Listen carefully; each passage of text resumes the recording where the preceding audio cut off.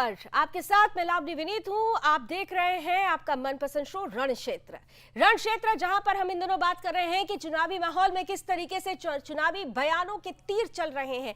बयानों के तीरों के बीच में ऐसे ऐसे हमले हो रहे हैं जो कई सवाल खड़ा कर रहे हैं। प्रधानमंत्री नरेंद्र मोदी गरजते हुए नजर आ रहे हैं।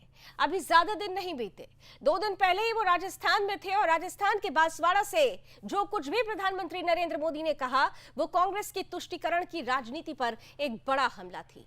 प्रधानमंत्री नरेंद्र मोदी राजस्थान में आज भी थे। आज सवाई माधोपुर से भी, टोंक से भी उन्होंने एक ही बात कही कि कांग्रेस तुष्टीकरण की राजनीति के लिए बनी हुई है। कांग्रेस सीधे तौर पर देश की मां बहनों की जो सोना है, जो संपत्ति है, जो मंगलसूत्र है, उस पर नजर है। कहीं ना कहीं से मुसलमानों की तुष्टीकरण को लेकर एक बार फिर से प्रधानमंत्री यहां पर गरजते हुए नजर आए। लेकिन इस बार उन्होंने, क्योंकि हनुमान जन्मोत्सव का माहौल है, क्योंकि देश में हनुमान जन्मोत्सव की धूम है, तो इस बार उन्होंने अपना हनुमान चालीसा वाला वार भी चला। याद दिलाया कर्नाटक की उस कहानी की जहां पर एक दुकानदार को इसलिए पीटा गया क्योंकि वो कर्नाटक में, जहां पर कांग्रेस की सरकार है, वहां पर वो हनुमान चालीसा सुन रहा था। प्रधानमंत्री ने कहा कि दरअसल कांग्रेस के राज में तो हनुमान चालीसा सुनना भी गुनाह है। ऐसे बहुत सारे बयान, ऐसे बहुत सारे तीर प्रधानमंत्री की तरफ से चले। उधर कांग्रेस ब्रिगेड ने भी मोर्चा संभाल लिया। कहा गया कि दरअसल पहले चरण के चुनावों के बाद से ही डर और भ्रम की स्थिति है। ये हार के पहले लक्षण है और इसलिए भारतीय जनता पार्टी और प्रधानमंत्री नरेंद्र मोदी की तरफ से ऐसे बयान आ रहे हैं। बयानों के बीच में सवाल यह है कि देश की अदालत में, जनता की अदालत में बयानवीर पहुंच रहे हैं, चुनावी पार्टियां पहुंच रही हैं और इन सब के बीच मुद्दों की राजनीति करने वाली तमाम पार्टियां, जब सनातन का मुद्दा आ रहा है तो किस तरीके से अदालत में, जनता की अदालत में अपने आप को प्रस्तुत कर रही हैं और इसका कितना बड़ा इंपैक्ट आने वाले चुनाव में पड़ेगा, आज इसी पर हम खुलकर करेंगे चर्चा, खुलकर करेंगे बहस। मेरे साथ कुछ ही देर में जुड़ेंगे आज के खास मेहमान, आज के खास अतिथि। कराऊं उनसे आपका परिचय, उससे पहले देखिए प्रधानमंत्री नरेंद्र मोदी आज किस तरीके से राजस्थान में एक बार फिर से गरजते हुए नजर आए। आज हनुमान जयंती पर आपसे बात करते हुए मुझे कुछ दिन पहले की एक तस्वीर भी याद आ रही है। हो सकता है आप में से बहुतों तक ये खबर नहीं पहुंची होगी। मीडिया का काम था ये बात पहुंचाए, लेकिन नहीं पहुंचाई होगी। वो तस्वीर है कांग्रेस के शासन वाले कर्नाटका की। कुछ दिन पहले वहां एक छोटा दुकानदार, उसको सिर्फ इसलिए बुरी तरह से पीटा गया, लहूलुहान कर दिया गया, क्योंकि वो अपनी दुकान में बैठे बैठे हनुमान चालीसा सुन रहा था। ये कांग्रेस की कर्नाटका की सरकार का काम देखिए।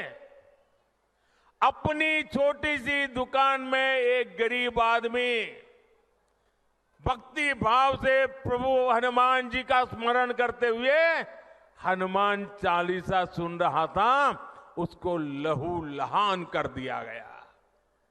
आप कल्पना कर सकते हैं कांग्रेस के राज में हनुमान चालीसा सुनना भी गुनाह हो जाता है।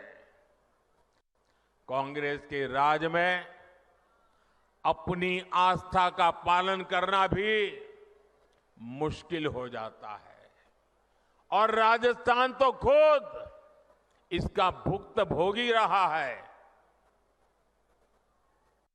अब सीधी सीधी बात है, जब उनके पार्टी, उनके सारे नेता प्रभु राम का मंदिर बने, प्रभु राम का प्राण प्रतिष्ठा का अवसर हो, मंदिर के लोग जाके रूबरू में आने के लिए निमंत्रण दे, सम्मान पूर्वक निमंत्रण दे और पब्लिकली उस निमंत्रण को ठुकरा दिया जाए,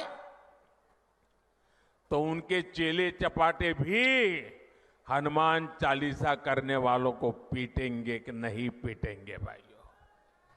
तो प्रधानमंत्री नरेंद्र मोदी ने इस बार हनुमान चालीसा वाला वार किया तो प्रतिवार के लिए कांग्रेस ब्रिगेड इंडिया ब्लॉक भी तैयार रहा। किस तरीके से प्रधानमंत्री के बयानों पर इंडिया ब्लॉक अपना रिएक्शन देता है, ये जरा क्विक रिएक्शंस देखते हैं और फिर आज के अतिथियों के पास चलते हैं। देखिए, ये हार का रुझान है। मैंने इसीलिए कहा कि इलेक्शन खत्म होने के बाद चुनावी परिणाम के रुझान आते हैं, लेकिन ये तो चुनाव का पहला चरण खत्म हुआ है, उसी में रुझान आने लगे हैं। हमारे वजीर आजम ने ऐसी बात कही है। हमारा इस्लाम, हमारा अल्लाह हमें ये सिखाता है कि सबके साथ बराबरी से चलो। कभी हमारे मजहब ने ये नहीं कहा कि दूसरे मजहब को बुरी तरह से देखो, बल्कि हर वक्त कहा कि दूसरे मजहब की भी इज्जत करो। जिस तरह तुम अपने दीन की इज्जत करते हो, दूसरे दीन की भी इज्जत करो। जो आदमी अपनी हिम्मत खो लेता है और जिसके पास बोलने के लिए कुछ मुद्दे नहीं हैं, तो ऐसी चीजें लाते हैं।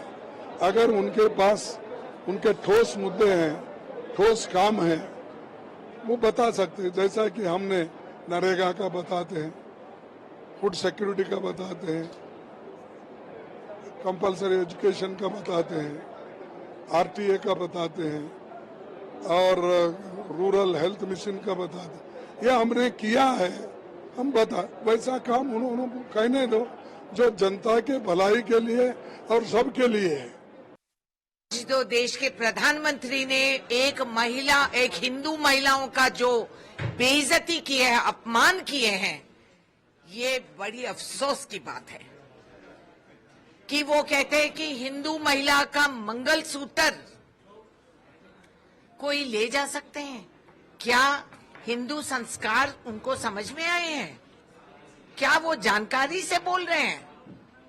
एक महिला का तो ये मंगलसूत्र बांधे तो वो फांसी का फंदा बन गए।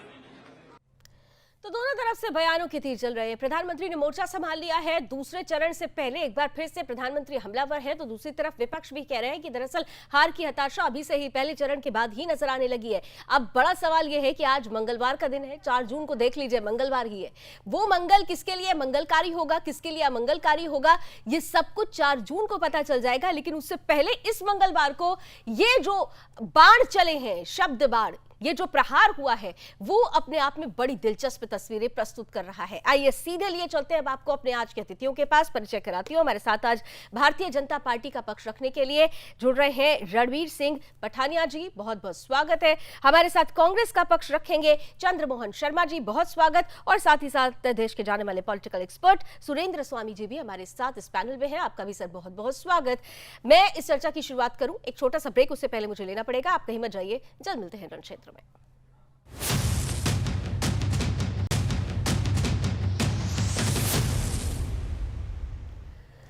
तो चलिए सीधे चलते हैं अपने अतिथियों के पास और पहला सवाल लेकर चल रहे हैं भारतीय जनता पार्टी से रणवीर सिंह जी हमारे साथ जुड़े हुए हैं। रणवीर जी, बड़ा महत्वपूर्ण प्रश्न है। विपक्ष को आप लोग आड़े हाथों ले रहे हैं, प्रधानमंत्री नरेंद्र मोदी लगातार सवाल खड़ा कर रहे हैं, लेकिन वही विपक्ष ये कह रहा है कि ये तो हार के लक्षण है, ये हताशा अभी से नजर आ रही है। घबरा रही है क्या बीजेपी?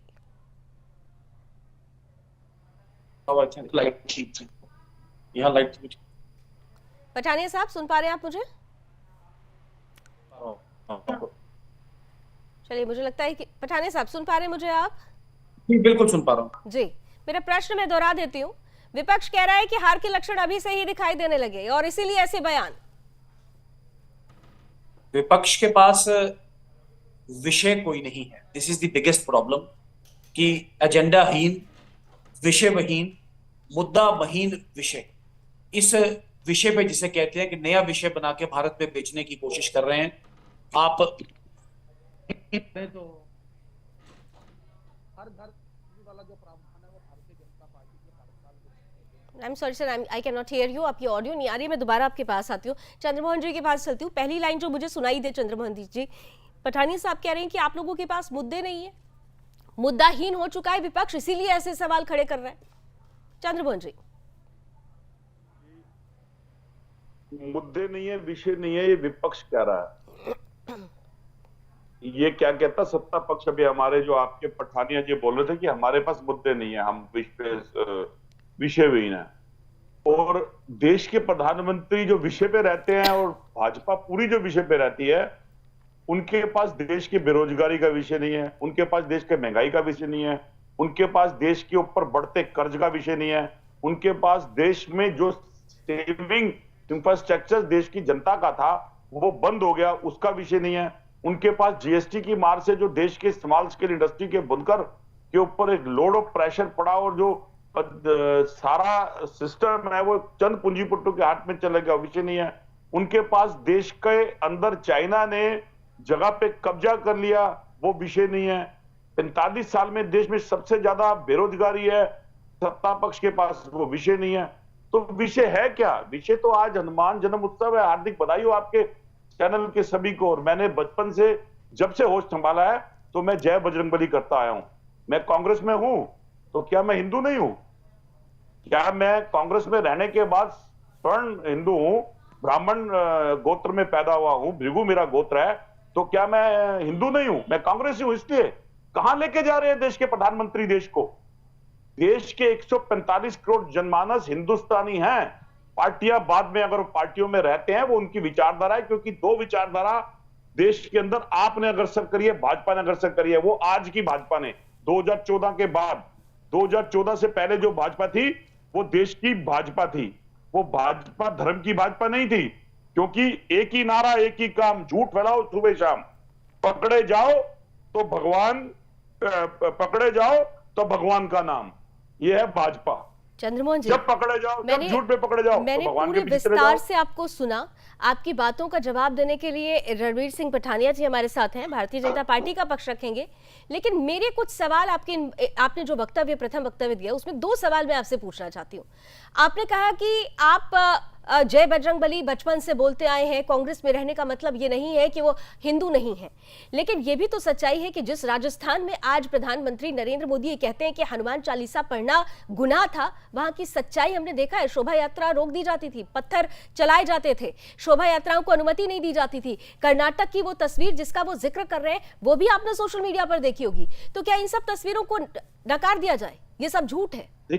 बिल्कुल नहीं। आप ही की बात में मैं देश के प्रधानमंत्री को अवगत करा देता हूं कि कर्नाटक पुलिस ने इसको, जिस विषय के ऊपर देश के प्रधानमंत्री और भाजपा के प्रधानमंत्री ने जो विषय उठाया है, कर्नाटक की पुलिस ने इसको भाजपा के प्रधानमंत्री कह के सर फिर तो आप ये देश की जनता का अपमान कर रहे हैं, क्योंकि प्रधानमंत्री को प्रचंड बहुमत के साथ देश की जनता ने चुना था। वो जनादेश है, वो जनादेश था। नहीं, आप अधिकार में कम से कम देश की जनता का अपमान मत कीजिए। देखिए यही गलती हो जाती है आप लोगों से।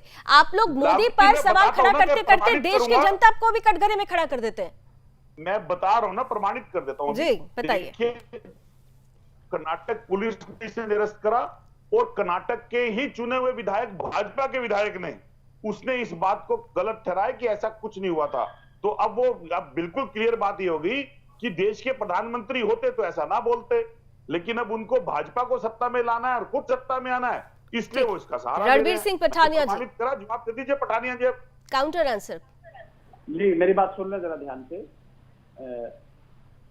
एक बड़ा थोड़ा सा जिसे कहते हैं एक बाल मात्र का फर्क है, लेकिन ये फर्क ही जिसे कहते हैं जमीन आसमान के बराबर है।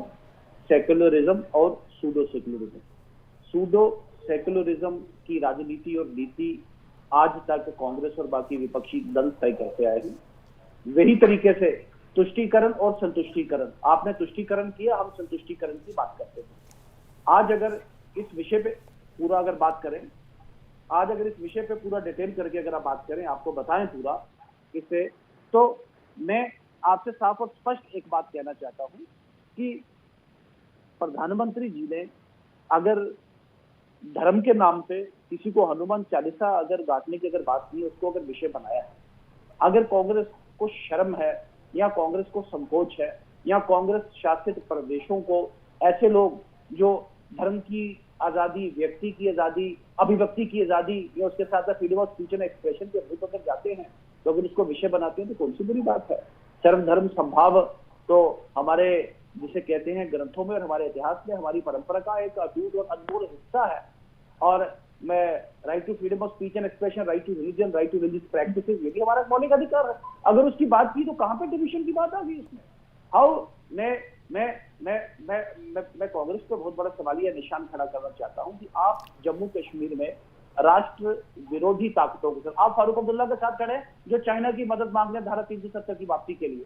आप महबूबा मुफ्ती के साथ खड़े हैं जो कहती हैं देश का तिरंगा उठाने वाला कोई नहीं रहेगा। आप देश विरोधी तत्वों और ताकतों के साथ खड़े हैं, आप धर्म विरोधी ताकतों के साथ खड़े हैं, आप कानून विरोधी, संविधान विरोधी ताकतों के साथ खड़े हैं, और आप हमें पाठ और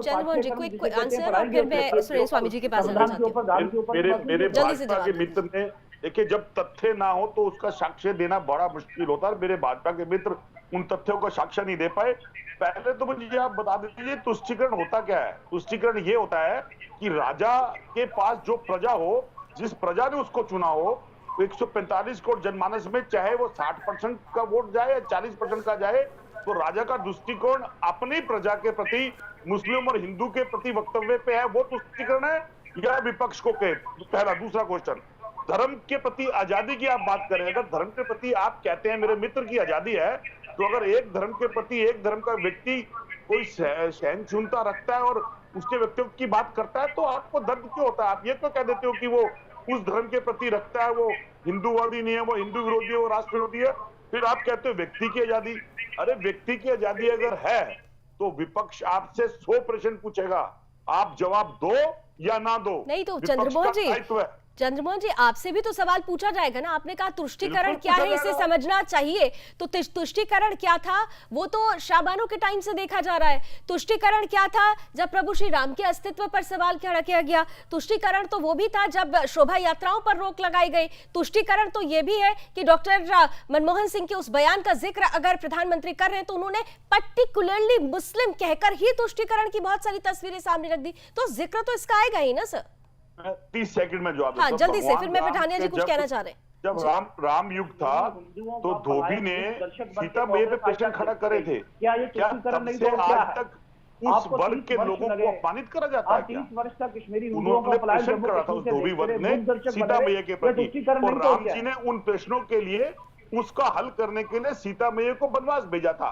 तो आज भाजपा क्या करती है?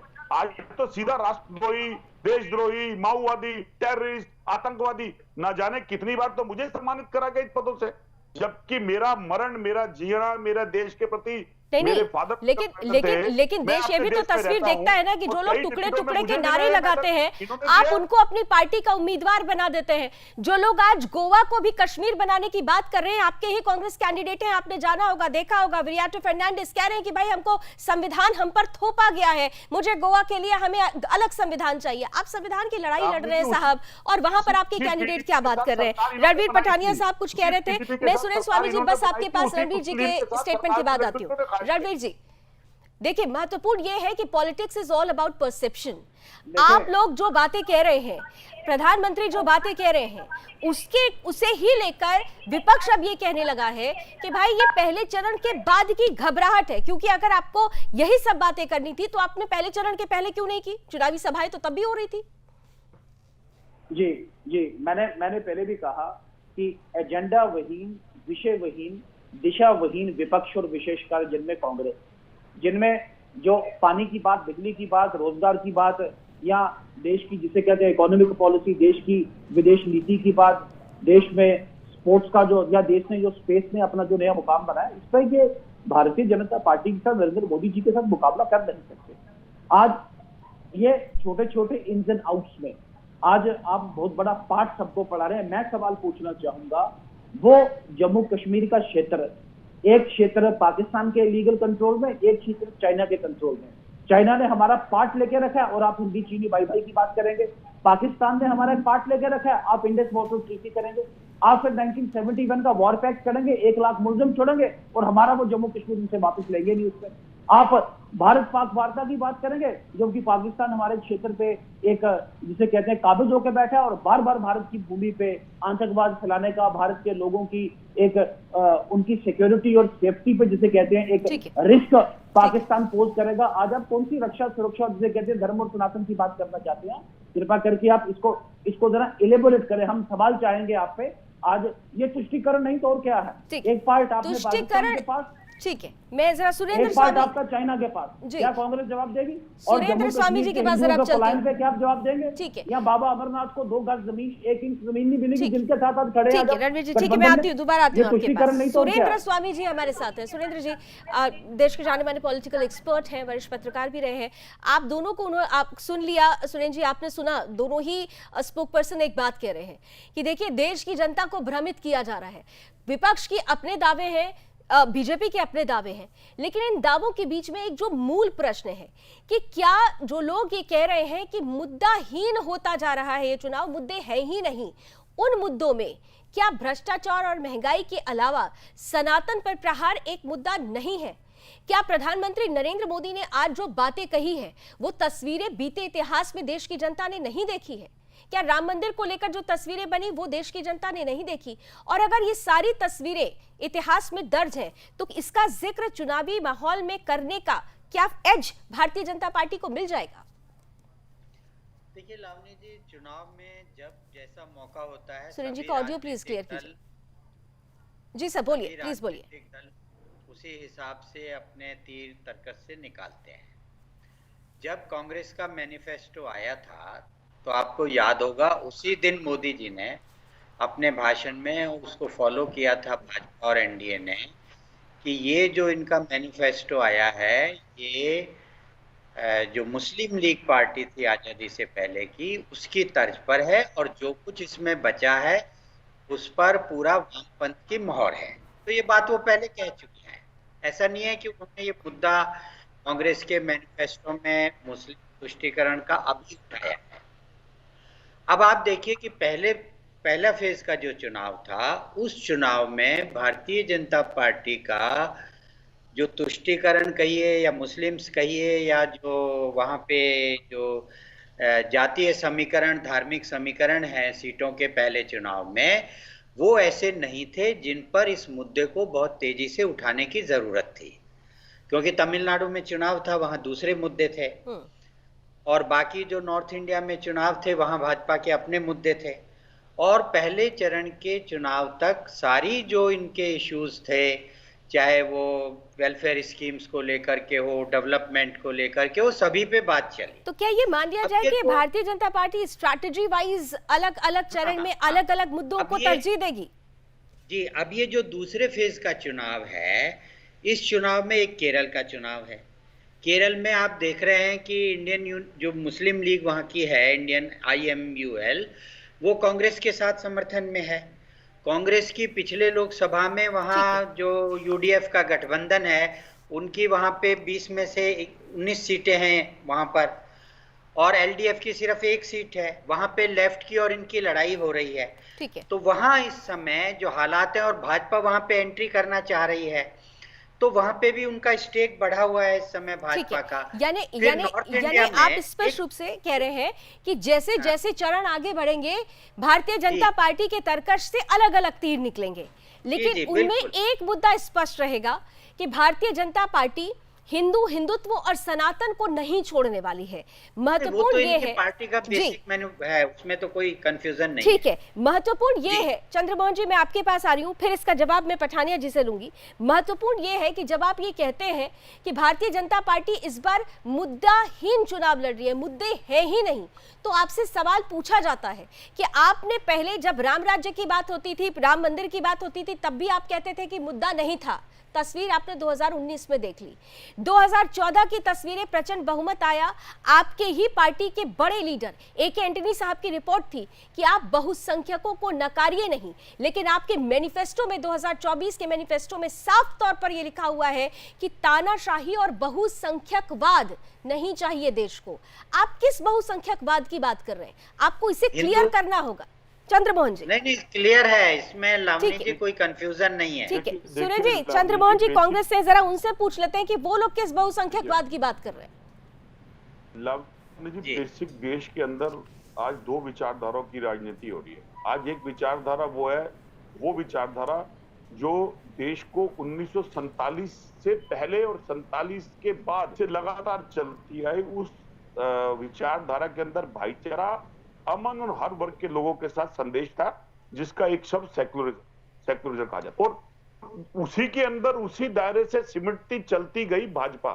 लेकिन भाजपा को सत्ता ना मिलने के कारण 2014 के बाद और जो 95 के बाद जो ध्रुवीकरण शुरू हुआ, जो एक राम मंदिर के नाम से, उसके अंदर 14 ने एक विकराल रूप लिया। आज वो विचारधारा सनातन सर, आप पे किस चली गई। सेक्युलरिज्म तो की बात कर रहे हैं?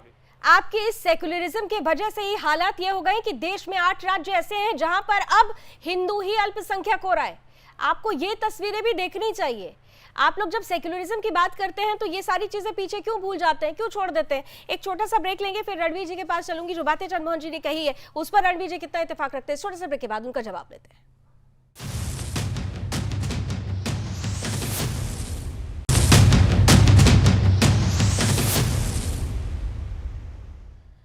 तो रण क्षेत्र में जारी है हमारी आज की बहस। कांग्रेस पर मोदी का ये हनुमान चालीसा वार एक बार फिर से राजस्थान में गरजे हैं, वार प्रतिवार जारी है। चलते हैं अपने अतिथियों के पास, और रणवीर पठानिया जी शायद अभी दिखाई नहीं दे रहे मुझे। ठीक है चंद्रमोहन जी, ब्रेक ले लिया था मैंने, 20 सेकंड दे देती हूँ, जल्दी से बात पूरी कर लीजिए। बिल्कुल, देखिए अब प्रश्न क्या आता है, अगर आप सनातन और हिंदू पे रहते हैं तो फिर भाजपा सनातन और हिंदू विरोधी क्यों हो गई? अगर देश के अंदर जो पुरातन और जो धर्म कहता है, वो गुरु आदि शंकराचार्य के 4 मठ थे, और उन 4 मठों ने अगर मंदिर में जाने के लिए मना करा, उन 4 मठों की विचारधारा नहीं थी, तो फिर कौन सी विचारधारा के साथ सनातन का अपमान करते हुए उस अपूर्ण मंदिर के अंदर राम जी को बिठा दिया गया? ये विचारधाराओं की फर्क है आज, क्योंकि आपने धर्म के नाम से राजनीति का इस्तेमाल करा।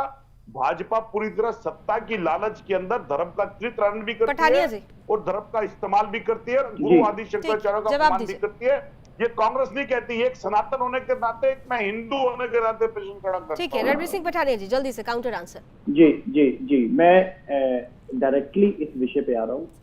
पूरे देश भर में राष्ट्र विरोधी ताकतों के साथ और कांग्रेस का मेल है, कांग्रेस का मिलाप है और कांग्रेस का गठबंधन है।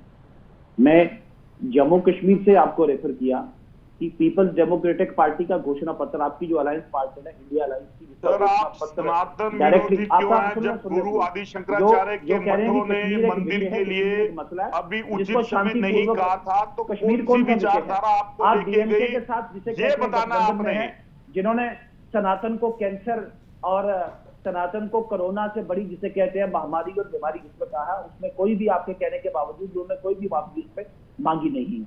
आपने केरल में डायरेक्टली जिसे कहते हैं कई किस्म के सनातन विरोधी वहां की जो रूलिंग पार्टी ने, पिनरी विजयन ने, और कई किस्म के जिसे कहते हैं जो धर्म के नाम पे, व्यक्ति विशेष के नाम पे, पंथ पे नाम पे जो बयान दिए, आपकी तरफ से कोई क्लेरिफिकेशन उसमें आया नहीं है। और इसका मतलब है आप डायरेक्टली, मैंने कहा, अभिव्यक्ति की आजादी, धर्म की आजादी, पंथ की आजादी, और सबसे बड़ी बात है आप इस सब के लिए बहुत बड़ा खतरा बन चुके हैं। भारतीय जनता पार्टी देश के कानून में, देश के संविधान में एक विश्वास रखने वाली पॉलिटिकल पार्टी है। बाबा भीमराव अंबेडकर जी और हमारी जो पूरी कॉन्स्टिट्यूशन असेंबली के सिद्धांत, जो मूल सिद्धांत हम सबके लिए तय किए, वो हमारे लिए मित्र ने अभी भी बहुत जवाब दे दिया जिन प्रश्नों को आपके प्रश्न से बाजी प्रश्न खड़े हुए थे, वो घूम कर चले। अरे आप लोग पुरानी परिस्थितियों पे क्यों चले जाते हैं? देश की सत्ता पिछले 10 साल में आपके पास है, और आप भी कहते हो कि आने वाले 5 साल सत्ता में आप आने वाले हैं, तो एंटेंगल करने की कोशिश मत करें, क्योंकि इसी राजनीति की, इसी छोटी और ओछी राजनीति के नाम पे आपने होता है। तो देश के प्रधानमंत्री के इतने कमजोर हैं, आंख तो चाइना को दिखाते हैं और कर्नाटक के अंदर कुछ गलत हो और माथा नीचे कर लेते हैं। क्या बात करते हैं यार आप? एक तरफ तो आप कहते हैं कि हमारी आंख लाल हो जाती है, पाकिस्तान के पीछे चले जाते हैं, और अगर हिंदू और सनातनियों का अपमान अगर कर्नाटक में हो या जम्मू कश्मीर में हो, तो आप इस चुनाव में ठीक है, इस चुनाव में चीन भी है, पाकिस्तान भी है, इस चुनाव में भ्रष्टाचार, महंगाई और सनातन भी है। जनता हर चीज को स्क्रूटनाइज कर रही है, वो चाहे बीजेपी के लिए हो या कांग्रेस के लिए हो या आपके पूरे विपक्षी अलायंस के लिए हो, जनता हर चीज को स्क्रूटनाइज कर रही है। और आप लोग बार बार, ऐसा नहीं लगता कि आप लोग बार बार, चंद्रमोहन जी, कि भारतीय जनता पार्टी जब सनातन के मुद्दे को लेकर आती है, कांग्रेस विशेषकर उसमें ट्रैप हो जाती है, क्योंकि आपका इतिहास सनातन विरोधी कई तस्वीरें प्रस्तुत करता रहा है।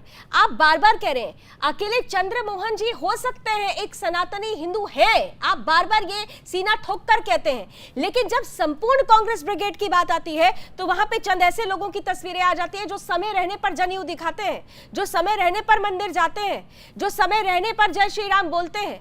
ऐसी परिस्थिति में तो फिर कहा जाएगा ना कि आप सेलेक्टिव हो जाते हैं, चुनाव आए नहीं तब आपको याद आ जाते हैं हिंदू। लेकिन जब आप बहुसंख्यकवाद का विरोध करते हैं तो बहुसंख्यकवाद में वही हिंदू आ जाता है। सवाल वहां पर खड़ा हो जाता है, आप ट्रैप हो जाते हैं बार बार भारतीय जनता पार्टी के इस पूरे के पूरे प्रकरण में। जन्म माता देती है, आचरण और चरण शिक्षा देती है और देश के प्रति संस्कार देश देता है। और जब आप बड़े होते हैं तो सबसे बड़ी जिम्मेवारी आपकी देश के प्रति होती है और उसके बाद माता पिता के प्रति होती है।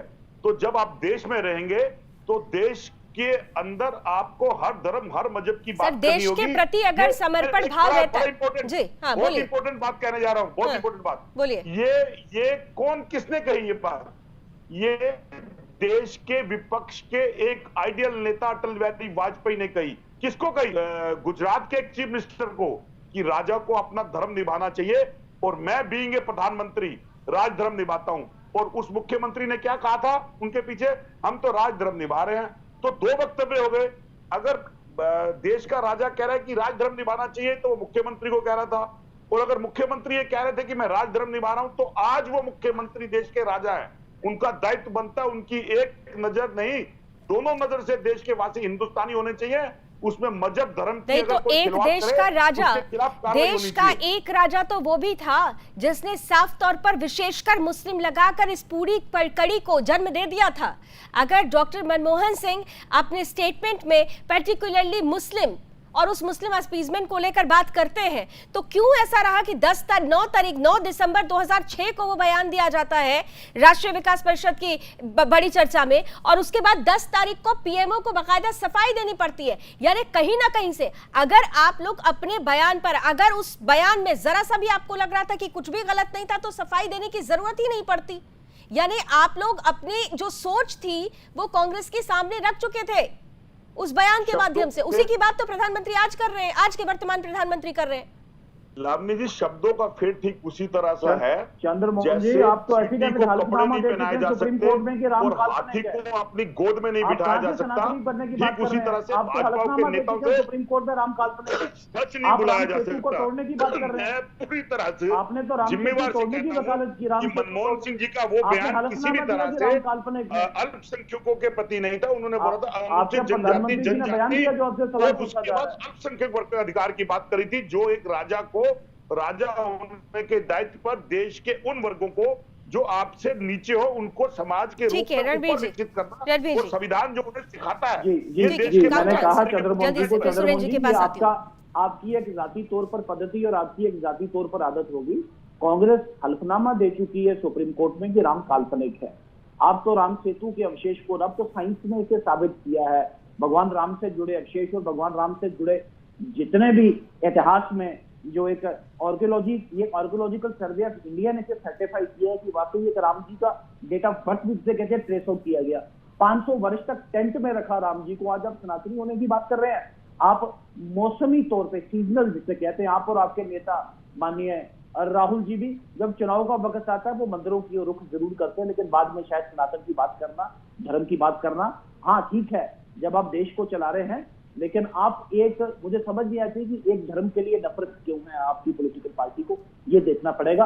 एक धर्म का बार बार आप तिरस्कार क्यों कर रहे हैं, एक धर्म को बार बार आप प्रताड़ित क्यों कर रहे हैं, एक धर्म की पद्धतियों में, एक धर्म की प्रणालियों में, एक धर्म की परंपरा को आप बार बार नीचा क्यों दिखाना चाहते हैं। ये पूरा देश आपसे सवाल पूछ रहा हूं। मैं फिर आऊंगा कि जम्मू कश्मीर में देश विरोधी ताकतों के साथ आप गठबंधन में है। एक सवाल मेरा जरा पूछ के लाइएगा, जरूर जवाब दीजिएगा। एक रसाना मसला आपको याद है, वो आसिफा वाला एक मसला, मैं उस मसले पे, मसला ठीक था गलत था मैं उसको टिप्पणी नहीं करूंगा क्योंकि अदालत का विचारा ठीक था, लेकिन कांग्रेस ने राष्ट्रव्यापी विषय बनाया इसको कि वो जो मंत्री थे भारतीय जनता पार्टी के, उस वक्त आपने कहा उनको फांसी दीजिए, उनको पार्टी से बाहर कीजिए, उनको सरकार से बाहर कीजिए, लेकिन आज आप उसी मंत्री को जब भारतीय जनता पार्टी ने सरकार से बाहर किया, पार्टी से बाहर किया, आप उन्हीं को सांसद बना के कंधे पे बैठा के उनके लिए वोट मांगने जा रहे हैं। चौधरी लाल सिंह, मैं उनकी बात कर रहा हूँ उसमें, आपने डायरेक्टली कहा ये आसिफा मर्डर केस में, तो आपका ये डबल स्पीच क्यों है? मैंने कहा आप विकास पे हमारे साथ कंपटीशन करें, बिजली पे करें, पानी पे करें, एजेंडाहीन दो चेहरे सुरेंद्र स्वामी जी, ठीक है सर, आप दोनों की बात हम सुनी, सुरेंद्र जी ने भी सुनी। सुरेंद्र जी, दो चेहरे, हर बार दो चेहरों की बात होती है, दो चरित्र की बात होती है। सवाल ये उठता है कि जब हम चुनावी मैदान में उतरते हैं तो उन चरित्रों के साथ साथ देश का क्या चरित्र है, देश किस चरित्र को मायने देता है, किसको आधार मानता है, वो महत्वपूर्ण हो जाता है।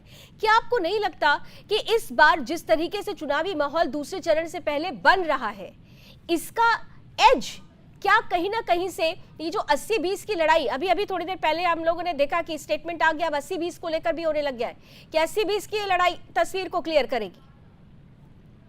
देखिए लावनी जी, जो कांग्रेस बहुसंख्यकवाद के खिलाफ अल्पसंख्यकवाद की विचारधारा को लेकर के इस देश को चलाती रही 1947 से लेके, और जब भी इनको जिस भी राज्य में मौका मिला, इन्होंने गलती क्या की कि पहले ये टुकड़ों में करती थी।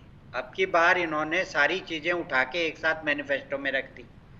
उस मैनिफेस्टो पर भाजपा की पहले दिन से नजर है, मोदी जी की पहले दिन से नजर है।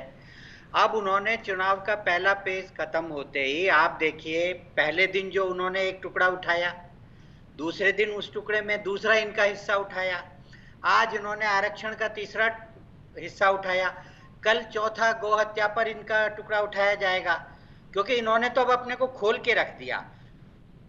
इन्होंने कोशिश की कि भाई राहुल गांधी हिंदू हैं, चंद्रमोहन शर्मा जी हिंदू होंगे, ये इतना इनको बार बार सफाई देनी पड़ रही है अपनी कि मैं हिंदू हूँ।